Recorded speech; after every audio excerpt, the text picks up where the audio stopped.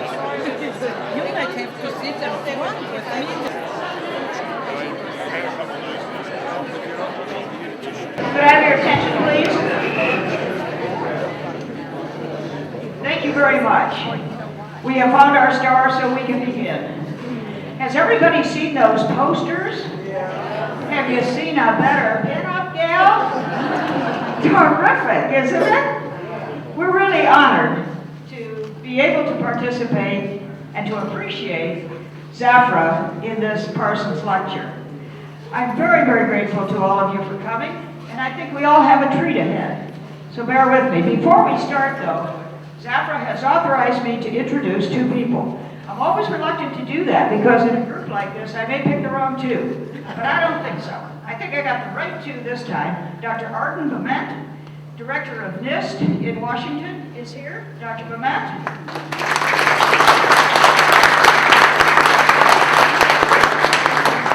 And the other person is really two people. It's Dr. Carter and his wife Laurel. He is the president of the institution where Zafra is employed. Dr. Carter.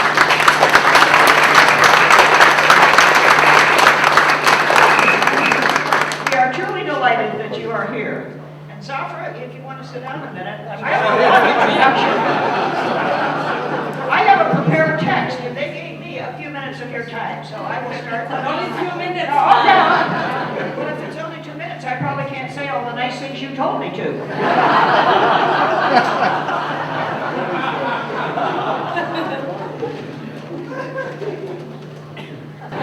The author Edith Wharton once wrote, "There are two ways of spreading a light, to be the candle or the mirror that reflects it." We're here this afternoon to celebrate a chemist who manages to do both. Believe it or not, she does indeed do both. I can attest to it. She is Zafra Lerman, the winner of this year's Charles Lathrop Parsons Award. The Parsons Award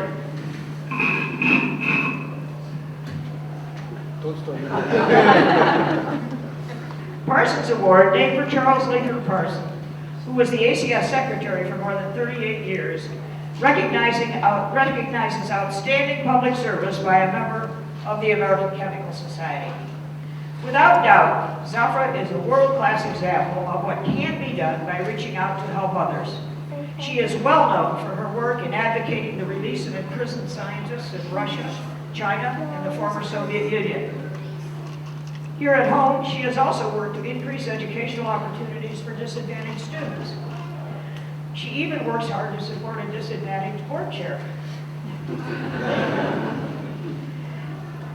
In 1997, she received the ACS Award for encouraging disadvantaged students into careers in the chemical sciences for her work in this area. She also received the James Black Norris Award for outstanding achievement in the teaching of chemistry. This was from the ACS Northeastern section. Zafra is a tireless chemist and advocate, and she is only the second woman to receive the Parsons Award since its inception in 1952. Her achievements were even recognized on the floor of the U.S. Senate earlier this year by Illinois Senator Richard Durbin. Zafra is in good company. Previous winners of this prestigious award include the familiar names to us, such familiar names as Glenn Seaborn, Albert Noyes, Norman Hackerman, Arnold Beckman, Very Good, and Al Bader. Wonderful list of names to be associated with. Among her myriad accomplishments is her contribution to the safe passage of Chinese dissident and astrophysicist Fang Li-Zi, a leading voice among those who criticized China's lack of intellectual freedom. Fang took refuge in the U.S. Embassy in Beijing during the months after the government's crackdown in Tiananmen Square. Norman joined the effort to bring him out of China, and I remember that well, because I remember the board was involved with that too. She met with Fang, and she shuttled letters back and forth between him and his supporters, and that we didn't do, much to the displeasure of Chinese authorities. When Professor Fang reached the United States in 1991, his first speech back to China, in Chinese, was broadcast by the Voice of America from Zafra's office. But Zafra's crusade does not end with her colleagues. Her conviction is also manifest in the Chicago area where she lives. As a professor and head of the Science Institute at Columbia College, an urban school for the performing arts, she has developed a special method of teaching science to all ages. Zafra has developed a course called Chemistry in Everyday Life that encourages non-science students to explore chemical concepts using a variety of art forms. Her students learn chemistry through innovative class projects.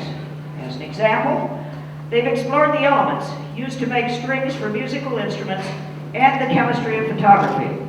Her performing arts students have even choreographed a dance of chemical reactions and staged a play called Sodium and Chlorine, a love story. 70% of Zafra students are from Chicago inner city high schools, and 46% are minorities. Her influence is evident. Many of Zafra's students get scholarships to college, and one former student is even studying for a PhD in biochemistry. Zafra believes that equal access to science education is a basic human right, and that everyone can learn. A woman who recently graduated from Columbia College with degrees in both music and science credits Zafra for helping turn her life around.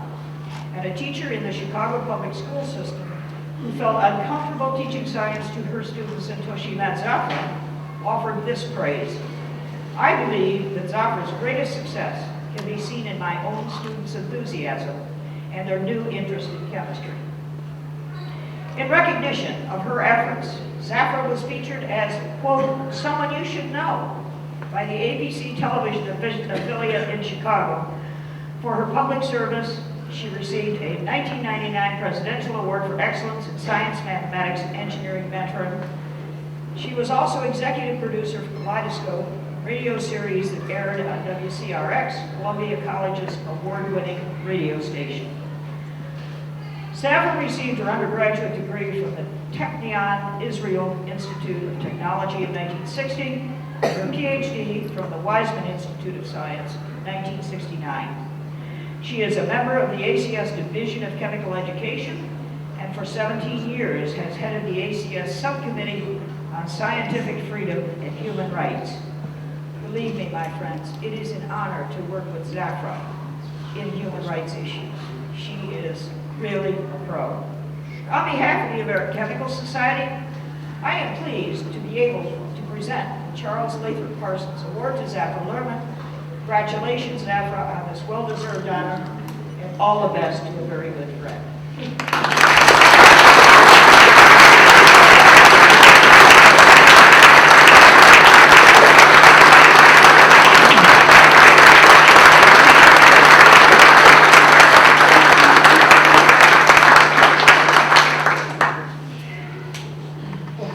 Thank you very much, Nina, for giving already 3/4 of my lecture. So you will have much less to hear from me because a lot of the names I wanted to tell you about, what we did, she already told you about, and this means we can cut the lecture short here. I'm looking at the audience, and I'm so excited that I don't have words to thank all the people that are in this room. I think it's a accumulation of friends from different countries. I can see one of the professors from the Weizmann Institute, and I must mention that in this situation we have an Israeli here. Mordechai, why don't you come, get up? Is Moshe Levy here? There is another professor, he was my physical chemistry professor at the Technion. And in this tough time to have two professors from Israel, it's very exciting. I will introduce to you my American brother that when I arrived to the United States, to Cornell, my son was only 8 years old. We were without any relative, practically not knowing English, and immediately I had a brother that adopted us and joins any ceremony that I have, and this is Harold Shiraga from Cornell, and Harold.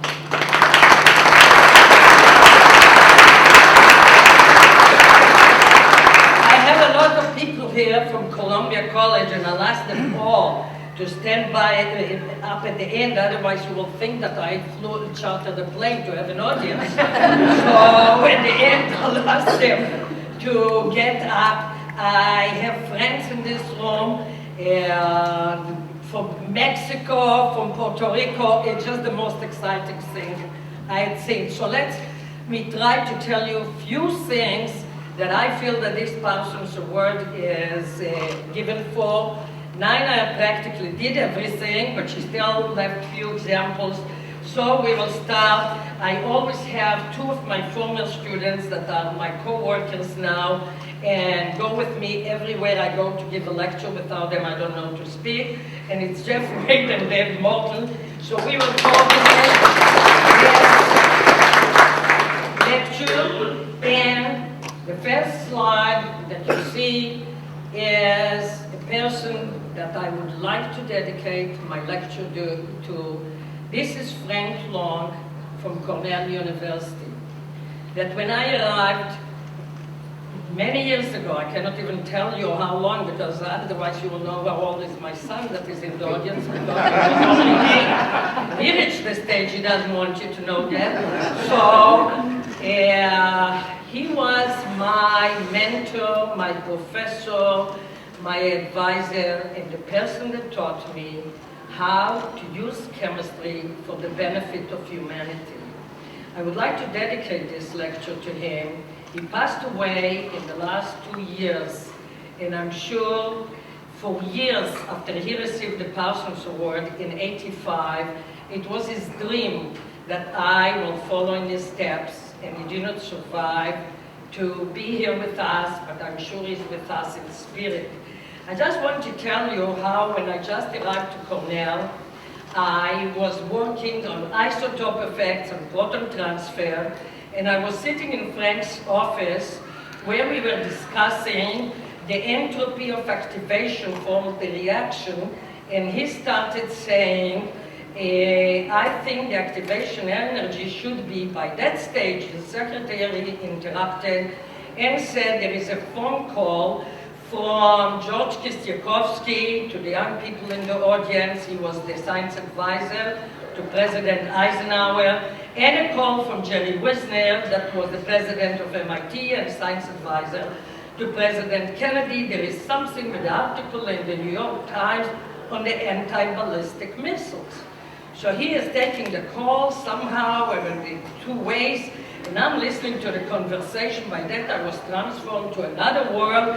I was so hypnotized by what I heard there that I forgot why I'm there. And he puts the phone down and he said, for sure negative. I said, what? He said, the entropy of activation. And this is when I realized what it is to be a great person. He was the first director of the Agency of Arms Control and Disarmament, a member of Pugwash, and he got me involved in all these issues. We served together on the board of the Albert Einstein Peace Prize Foundation, and I'm very sorry he could not be here with us. And the second person that I would like to dedicate my lecture to is the person that established 40 years ago the Columbia College of today, a big urban art school. By the way, we are now the largest art school in Illinois. We have 10,000 students. We own all the South Loop of Chicago. Chicago is our campus. We allow a few other people to walk through the campus if they need to. And this is Mike Alexandrov, that was the president for many years, had a vision, and supported me on everything that Frank Long directed me to do. I'll tell you a story about Frank, that when I just came to Columbia and I talked to a lot of our inner city minority kids that never were outside of the concrete of Chicago, I and a colleague of mine took our cars and we drove for a camping trip in Kentucky. When we came back, Mike said to me, you don't go into a car, next time you rent a bus and I'll pay for all that, but I want 50 kids from the inner city out on a camping trip. The second time he intervened is when I got a grant together with Tom Spiro from Princeton and Jack Shiner that is here from Indiana to develop a course on from ozone to oil spill, chemistry, the environment anew, where my two distinguished colleagues tried to adapt the project methods that we developed at Columbia College. I in order to prove that my students can be second to none in Princeton, they will fly to Princeton every year for a joint symposium. Mike agreed that he will allow them to fly only if I will take them to Manhattan to see a Broadway show, and he's paying for that. I'm very sorry that he passed away in the last 2 years and he could not be with us. So I dedicate my lecture to these two mentors of mine. Here is 624 South Michigan, one of the most beautiful buildings in Chicago. And this is where all the work on human rights and developing all these creative ways for teaching science are being done on the 14 floors there. And it could not have been done if not of the support and encouragement that I'm having from our new president, only 2.5 years, and you already met him, Dr. Carter, that came to share this room with so many chemists. He might decide to take up some chemistry after he will meet all of you. And his wife Laurel joined him, and you will hear about them later. I want to tell you how my world of chemistry, I have to interrupt for a minute. Ben and Daniel, you can come and sit here in front and see the slides better. There is room in the front here. Ben and Daniel are very important people in this room. They happen to be my grandchildren.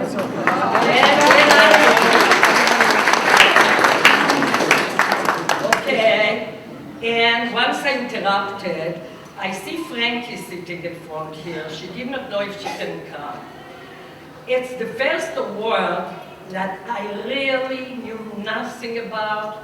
Nobody talked even to Jeff Wade. Usually if there are things that are being done without my knowledge, they talk to Jeff Wade because he knows better than I about me.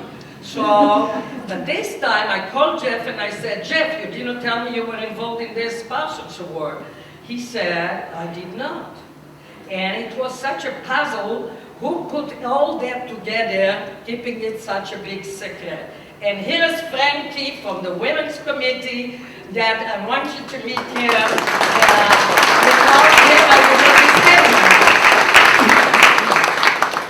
Now, this is where my chemistry began. This is my high school chemistry lab. As you can see, we were very well equipped. It was a very special high school class in Haifa.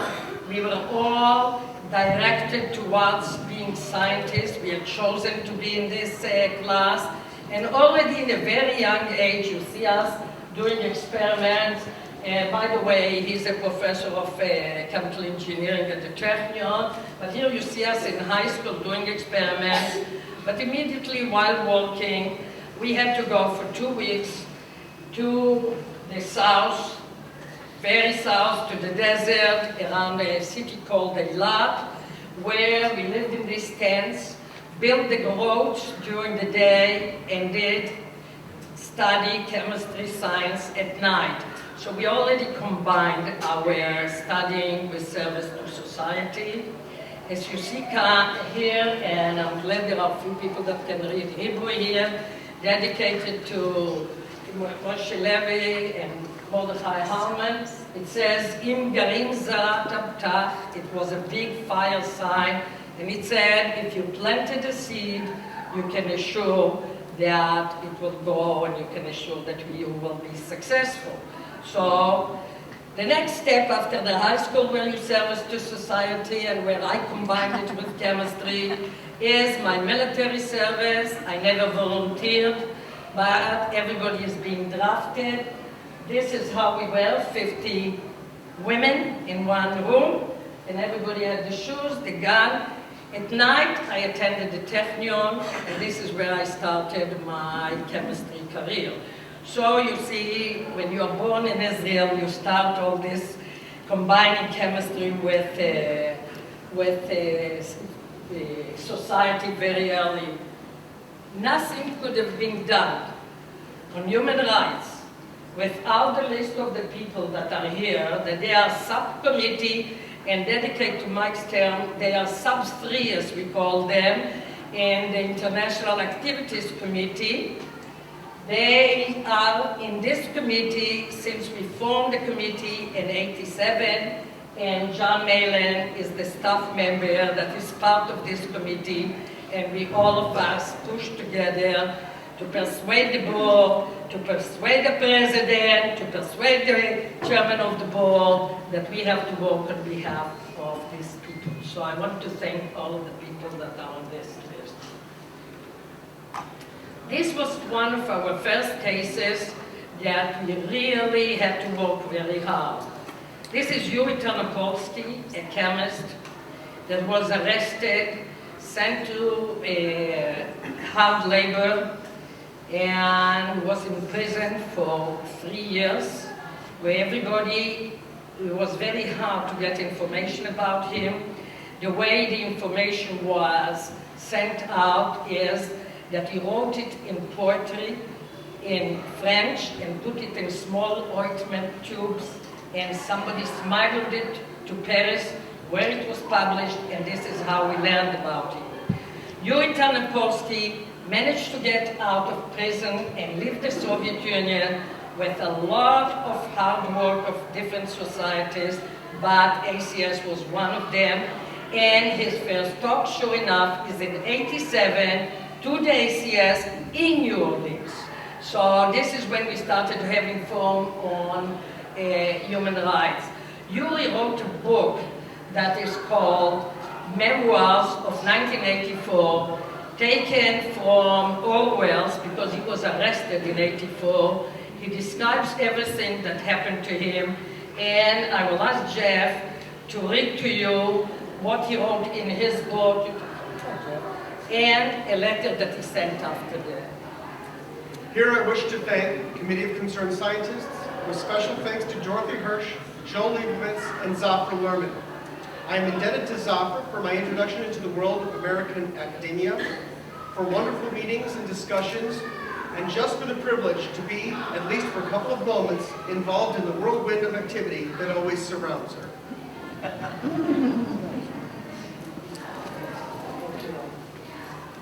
Now, the work did not end just by sending letters. We needed to do more. So I had to go, thank you, I had to go to the Soviet Union and work on behalf of scientists in trouble in the Soviet Union. Because my name was already appearing on different human rights issues, I always needed to go with a group so it would be a good cover-up. One of the groups was the American Institute of Chemists. And they were suspicious about me when at night I used to disappear, and they didn't know where I'm going. They started asking me if I'm endangering their life. They couldn't care less what's happening with me, where I'm going, and they were very worried that I might endanger their life. This was a very tough work to do, and all what I could do is, among all this group, there was a young woman that looked to me sane. And I called her aside, not telling her what I'm doing, but I said to her, if you don't see me at breakfast tomorrow morning, you must inform the American Embassy immediately. And this is Eleanor Babko that is here with all her family in the audience, and I'll ask her to get up. And Eleanor, where are you? Right here. Eleanor was my guard there, that if I am arrested during the night for my activities, at least somebody in the US will know about it. The way we did it is, I was walking through dark alleys, collecting the scientists that were told in advance in a certain way that I will arrive. We were collecting them. Then we were going to a dark attic where they were waiting there, a few more of them. We used to have 50, 60 of them. I would give them a seminar, bring them Chemical Engineering News, other scientific magazine, and collecting all the information about them to bring back to the United States. Because otherwise we could never have all the information. In one of our ACS meetings, that was in Miami, Florida, After one of my returns from the Soviet Union, working with two people that I had to meet, they were still under house arrest. One of them, his name was Joseph, the other one, Vladimir. I'm in my room in the Fontainebleau Hilton, and I get a phone call. And they said, "This is Joseph and Vladimir." I said, "Wonderful. Where are you?" They said, "Here." I said, "You mean you are out of prison?" "Yes." "So where are you?" "Here." I said, "In Moscow?" "No, here." I said, "What do you mean here? Did you manage to get to the US?" "Yes, here." I said, "So where are you here in New York?" "No, here." "Where here? In Miami?" "Yes, yes, we got tickets." "So where are you in Miami?" "In your lobby." "Where do you stay?" "We don't have where to stay. We just got tickets from the Committee of Concerned Scientists to go directly to you." My first reaction was to say goodbye to my room and see what I can do, but then I start calling Jack Shiner, Ernest Eliel, John Malin, and poor Chris Pruitt that represented the arrangements by that stage. We all met very fast in the lobby and acted very fast how to accommodate these people. First, we got them badges so they can be official, working in the ACS. Second, I took the program, and I'm telling you, this program for an ACS meeting is wonderful because there are a lot of non-chemists here. You can learn from them. What I did every day, I saw which division has a reception. And I told them that every day they are going to another division because this is their dinner and it will be free. So they managed to visit all the divisions of ACS. Then we took them to the clearance house so they can look for a job. And they told me it says non-member, they cannot come in. I took the badges and raised the word none, and I said, "I see only member." They said, "You're right," and they went in. And Ernest, that I don't remember, he was the chairman of the board, already president by that said, put his arm on me and said, "We managed to do it, Zafra, but it's enough too. Not all of them that you're getting out can land on us like that." So this was a very successful event, and then a few years later in an ACS in Boston, I'm going escalator down, I see two very elegant people with dark suit, and they say, "Hi Zafra, we are employed, we are here," and this was Vladimir and Joseph. So this was a nice story that we had for accommodating our people that we brought from the Soviet Union. This is Yuri Tarnopolsky that sent a letter. He could not be with us, and I'll ask Jeff to read to you his letter, because Yuri put a lot of thought to understand why people like us in this room, that we live in freedom, are ready to do things for people that we don't know. And I thought that it was so enlightening that I asked Jeff to read it. When, in 1987, I came to Chicago and met Zafra Lerman, it was one of my strongest first American impressions. I often wondered what could make a person living in freedom, safety, and comfort to fight for someone deprived of all that and languishing on the other side of the globe. I realized that both the faraway victim and his American guardian angel had something in common. They had the same ability to go against the tide, and they did for science something which could hardly be rationalized, an exhausting, messy job of fixing its very foundation. Invisible on the pages of professional journals, they kept science both human and humane. Okay, we will continue. This is Andrei Sakharov, the father of the Soviet hydrogen bomb, that decided to devote his life to disarmament and human rights. For that he was exiled, and a lot of the human rights committees, I'm on the board of the Committee of Concerned Scientists, we worked very hard on his behalf. I met with him, I got some insight, but I had a problem. He did not speak Russian. He did not speak English. He spoke Russian very well. I understood from that if I want to be effective, I have to learn Russian. So I can work on human rights and meet with the people without the need of a translator that usually was a KGB employee. So I came back, took a crash course for 8 months in Russian, and went back to the Soviet Union and continue, and I'm sure most of the people here in ACS that were involved in campaigns of writing letters know how many people, I cannot even mention all of them, that we helped, and they are now free citizens and working in the US or in Israel. But then, with the fall of the Soviet Union, we thought that we will be out of business, only to learn very fast that we are still in business. And our next case was Vilmir Zayanov.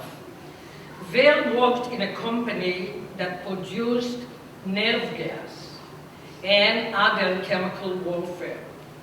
But after Yeltsin signed the agreement that he will not develop any more chemical weapon, Vil suddenly found himself assigned to develop a compound that was more devastating than anything before. Being naive, he went to the government, but could not talk to anybody, so he went to talk to the media. And this was the end of his freedom. He was arrested, he was tortured, and here ACS took the lead, and we worked very hard on his behalf. We joined other groups. I was in Russia. We had arranged for people to be in the trial. It was Russia did not have any more closed trials, so he had an open trial behind closed doors, and we could not participate. But we managed to bring Vilmir Zayanov out, and sure enough, here he is appearing in a panel. It was a presidential event here in New Orleans. The president was Ron Breslow that had a presidential event. And here you see Fang Lijie that Nina already mentioned to you from China. This is John Polanyi, the president of the International Human Rights Committee and Nobel laureate in chemistry.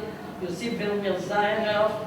Vahid is from Bosnia, and we had Bosnia represented.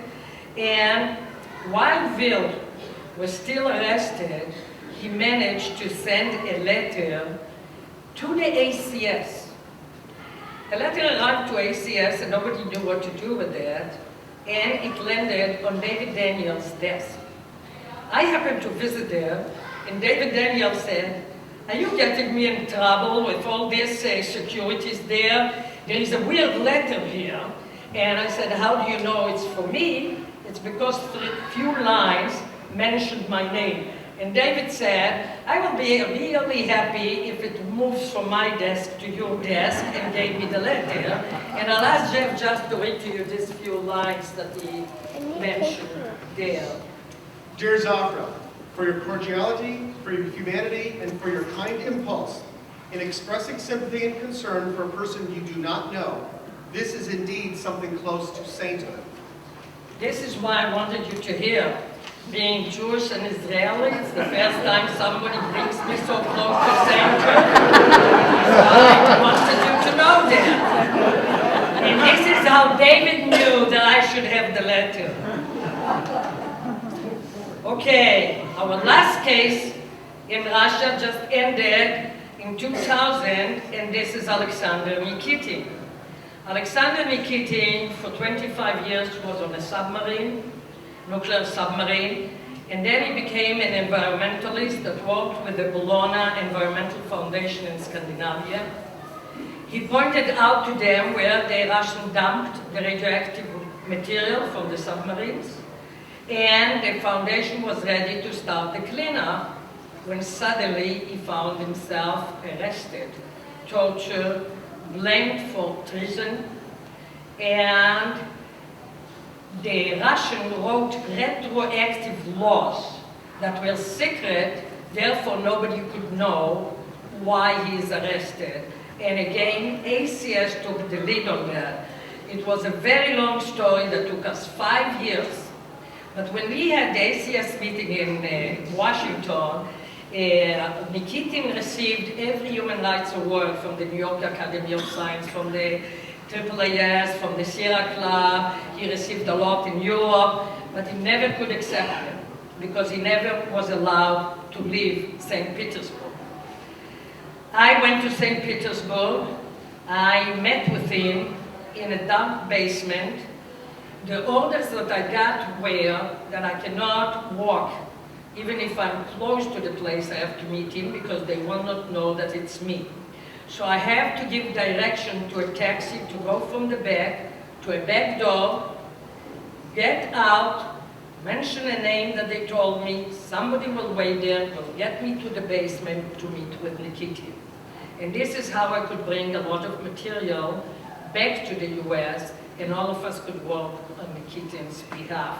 This was a very tough case, but I suddenly had the idea that when we had the ACS meeting in Washington, although he still had to stand trial in Moscow, I said, what can we lose?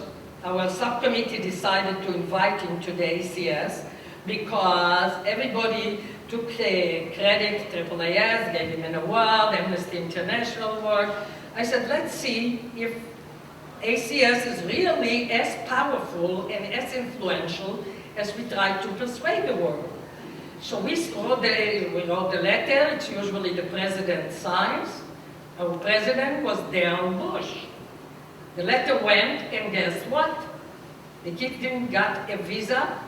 He got a passport immediately, and he arrived at the ACS meeting in Washington. This was the year 2000, just before the other President Bush was elected. And I think the Russians saw that ACS as a President Bush, they let him come. So all the rest of the societies gave him a lot of awards. We had Nikitin out of Russia. He addressed the ACS on a Monday night after Cymex at 9 o'clock. We had more than 1,000 people carried live on C-SPAN, and every media, electronic and print, in the US and Canada covered Nikitin's trip to the ACS to deliver the lecture. And here you see, and this is the translator, and this is when I just finished to introduce it. Okay, we'll try to go faster now because this is Fang Liji. As Nina told you, we worked on his behalf. He is considered the father of the pro-democracy in China, the #1 wanted. He was hiding in the embassy. When he was, after a year, allowed to leave the American embassy in China, he came the first thing to Columbia College, to the building you would see, and the first time addressed China in Chinese through the Voice of America from my office. And here you see the Chicago Tribune and the Chicago Sun-Times covering his speech. This is Professor Xu, that is the #2 most wanted. He is still under house arrest. He is a physicist, and his expertise is on Einstein, and he cannot leave his house. I managed, when I was in China, to get to him and deliver a pile of letters from Fang Liji and bring back a lot of letters from Professor Xu.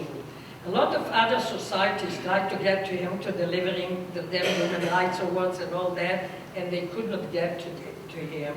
I managed to meet with Professor Xu twice, and it was really an experience. And as usual, I needed to cover up every time I went to China, and I went a lot of time after Tiananmen Square. And this was a plenary lecture that I was invited to give in a international conference on the public understanding of science. I went to meet with dissidents, and on this delegation from the United States, we had people from the Office of Science and Technology and the White House. They were so afraid of me talking to people that all the delegation will be arrested, that they were like bodyguards next to me every time we crossed Tiananmen Square or where we went. Then they were suspicious that I'm going to mention something in my lecture. So they told me not to dare. And as you know how I follow instruction, I'm sure many of you have this idea. I for sure dedicated my lecture. I told the Chinese that I've been many times in China. I'm so impressed with their developments, and I know that a lot of that is thanks to the scientists that worked very hard, and I'm so sorry that so many of them cannot be with me in the lecture because they are still in prison. When I said that, you who is American, said Georgians, all of them did like that. And all the Chinese did like that. This was the most wonderful experience I had. And immediately the national television in China interviewed me. They showed a lot of what Nina told you, of chemistry through dance and all that. But they let me talk what I wanted, and then even sent us a copy. We cannot understand because it speaks Chinese, but we hope that they really did the right thing. As you know, we are a committee on scientific freedom and human rights, and scientific freedom is the freedom to travel to conferences, and we work very hard with writing letters to all the governments that don't let their scientists travel. When it comes to Cuba, we have to write letters to our own government to get the people to go to Cuba. We had 3 times delegation from ACS. I wanted you to see how a license looks when we get officially the license. It takes a very long time, few months, and in every case, we had at the end to involve Congress people as Dick Durbin, the senator from Illinois, Jen Chakalsky, that is my personal Congresswoman, was very involved with that. Here you see the picture in Chemical and Engineering News of our last trip. We had 13 members of ACS. A lot of them are here in the audience. We are all here with the chemistry undergraduates in the University of Santiago that were allowed to take 2 days to spend with our delegation. And we have till now contact with them and through email. And now Nina already told you that this is my brief, so we can go fast through that. And we would like, because few people asked me if I'll show a video. I said no, so they said too bad. So I'll show you a very short video. It's a video by the Secretary of Education, former Secretary of Education, Dick Durbin, that knows about the work we are doing at Columbia College, and asked us to send you clips of the different projects. So you will see him starting the meeting. 20 million people listened to him. It was on television. It was a satellite meeting. At the end, I was brought live from Chicago. It's horrible. You sit in the dark. You don't see anything. They see you. And you will not hear what I'm saying because I cannot stand how I look. So I'm telling you already. So you will hear what Dick Riley has to say, and you will see projects by children from the inner city, by teachers from the inner city, and by students from Columbia College.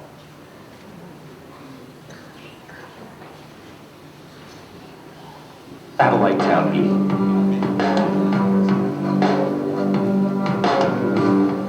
Tonight, our topic is Counting the Stars, Math, Arts, and Space Science.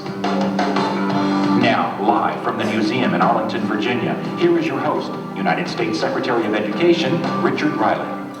As the millennium approaches and as we look forward to a world that will be even more information-rich and technology-driven, American students more than ever need a solid foundation in math and science.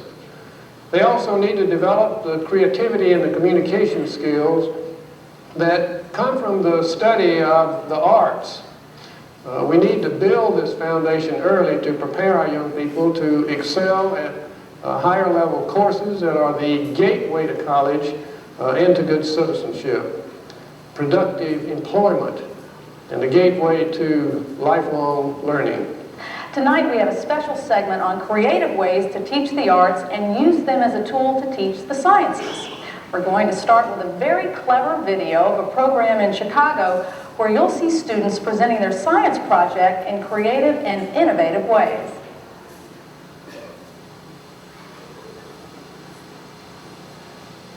And featuring today, number 1, Acid Rain, performed by the Smokestacks. My name's Acid. My name's Rain. I love creations, I claim to fame. Atoms themselves are made of even smaller parts. Protons, which have a positive charge, neutron, which has a neutral charge, and light evil electrons, which have a negative charge.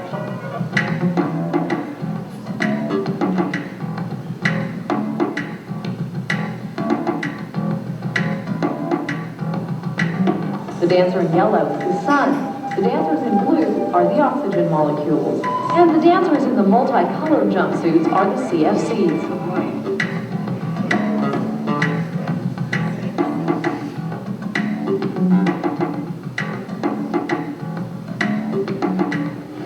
I got plenty of ozone, and ozone's plenty for me. I stop the sun's ultra rays, ultraviolet rays. This represents an oxygen atom. This represents an oxygen molecule, O2. This is O3, ozone.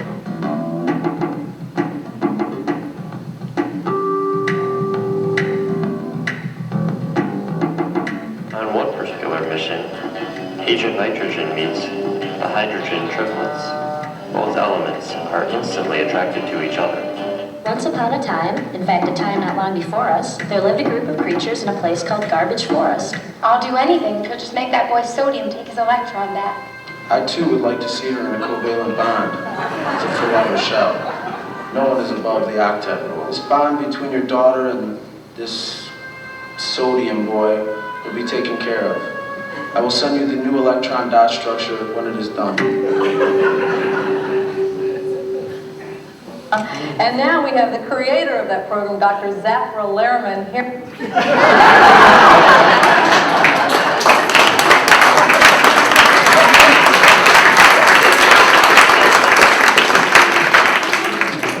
Okay, we'll just go fast so you can see the influence dedicated to my Israeli colleagues here. This is a project by Columbia College students in our forensic chemistry class. She's an art student, and she shows here everything they measured in the lab and they had to do in order to solve the crime. You see body fluid, blood, lipstick, fingerprints, DNA, fibers, chemicals, drug, here is arson, and the big eye has to put all the puzzle together. And as you see, it appeared in the Bulletin of the Israel Chemical Society on their cover. So Columbia College is reaching the world. The next one is, we have every year a big fiesta where we bring 500 people from the inner city, parents, teachers, and children, to celebrate science. And here are the dancers dancing the sodium chlorine. You see the Chicago Sun-Times put this picture. Many of these kids are from very, very low income, and few of them are homeless. A group of 20 of them attended the Golden Conference in the year 2000 by invitation of Loretta Jones that is here. She was the chair, and she said, enough videos, bring the real ones. And they spent 4 days. It was a Golden Conference on science visualization, and they visualized the science through that. And the lecture, when they performed, I dedicated it to Loretta, and she's here in the audience. The next one, as you see, is the New York Times with publicity for chemistry, better learning for chemistry. This woman is a grandmother. She was an abused child, a drug addict all her life, and a drug dealer all her adult life. She was arrested for possession of guns and 300 pounds of drugs. for good behavior in a program of, what's it called, this program, work study, she was allowed to take my class. She was so scared. So I said, why did you come to Columbia College? By the way, a person like that without Columbia College could have never been in college because we are an open admission school. We believe that people should have one more chance in life, even if they did not do so well in high school. We are not an open graduation college, but we are an open admission college. We accepted her. She was very scared. She did not write for a long time. She didn't talk to many people for a long time. So I said, you don't have to write. What do you like? She said, I like music. I like to write songs. I like to write the music to the song. I said, you will show your knowledge in my chemistry class through your song. Then she performed a song on air pollution that had all the chemistry there. Terrific song to a standing ovation. I told you that my class is flying to Princeton. She said, you have to ask write me a letter so I get permission to go to Princeton. So I was really puzzled to whom I'm writing the letter, but I did not ask questions. I wrote to whom it may concern, and I explained she has to go to Princeton. She went to Princeton, performed everything to a standing ovation, and as you remember, the orders were to go to a Broadway show. This class saw Guys and Dolls, and we came back. I kept in touch with her. A year later, she came to thank me. I said, for what? She said, because of this chemistry class. I was sent all over the prison to teach what I learned in your chemistry class. Other prisoners learned chemistry through me. Other prisoners are now in a program that allows them to go and learn, and I was released. And she graduated with a bachelor degree from Columbia on the Dean's List and with a master degree. And she was the person that Nina told you that she combined music and art. In no other place she would have been able to really get a bachelor degree, a master degree, and be such a productive citizen. She was interviewed on a lot of television, and always she said, chemicals almost destroyed my life, and a chemistry class saved my life. And this is why the New York Times interviewed her, and we are very proud of her. We'll go fast through showing you that Friday, all our labs are open to the Chicago inner city kids. You'll see the yellow buses coming. We went through 18,000 kids in the last 12 years. A lot of them went to magnet schools in science. A lot of them pursued science and chemistry careers. This is in December. In December, they are in the labs. You see, all of them have goggles. Pay attention. So nobody will say that they broke any rule. And you see they are with Santa hats. It's just before Christmas. And you see that their experiments have the colors of green and red. But they are becoming scientists for the day. And the teachers tell us that it's the best incentive for these kids to behave and to study because they are going to be scientists for the day at Columbia College. Now we'll show you how we run the workshops in the inner city. This is on the 4th floor in one of the schools where you see here the teachers crammed together. We bring everything. It's called the library because there are few books in the back. This is the reason it's called the library. There is nothing else resembling a library. This is in the inner city.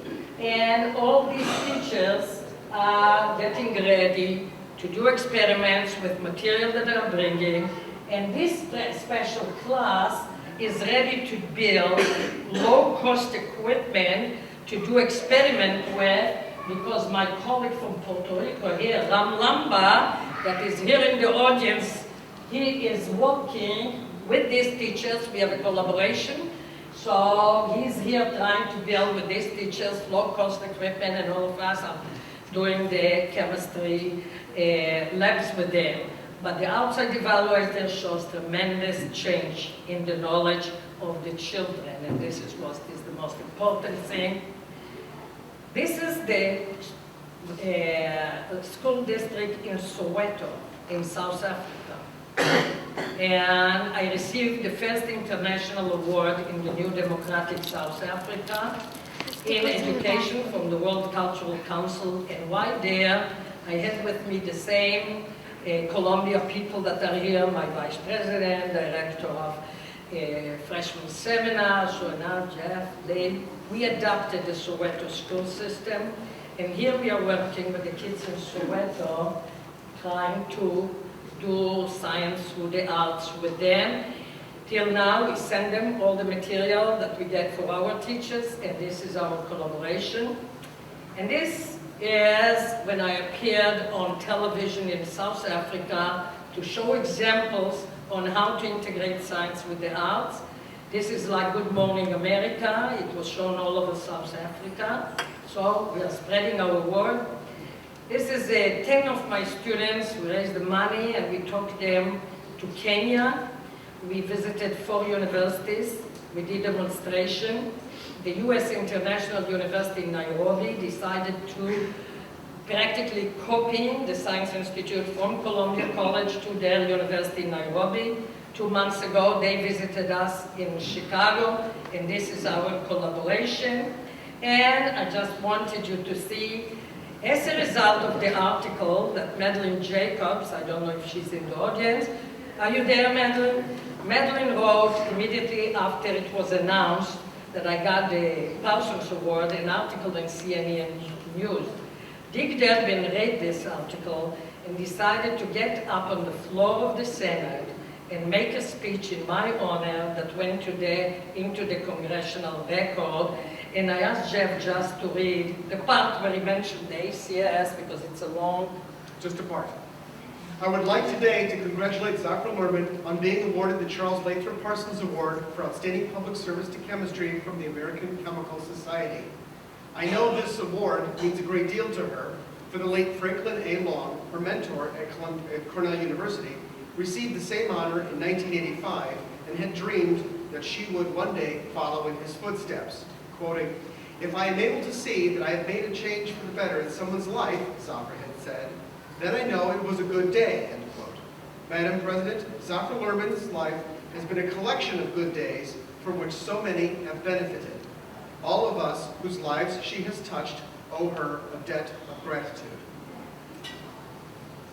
Okay, so you see, Madeline, thanks to your article, ACS is mentioned in the congressional record, and because our subcommittee on scientific freedom and human rights, with few additional people that we added to the committee, to the organizing committee, few of them are in this room, Nina McClellan, Bill Carroll, Mort Hoffman, in addition to the 5 originals that you saw, those are additional.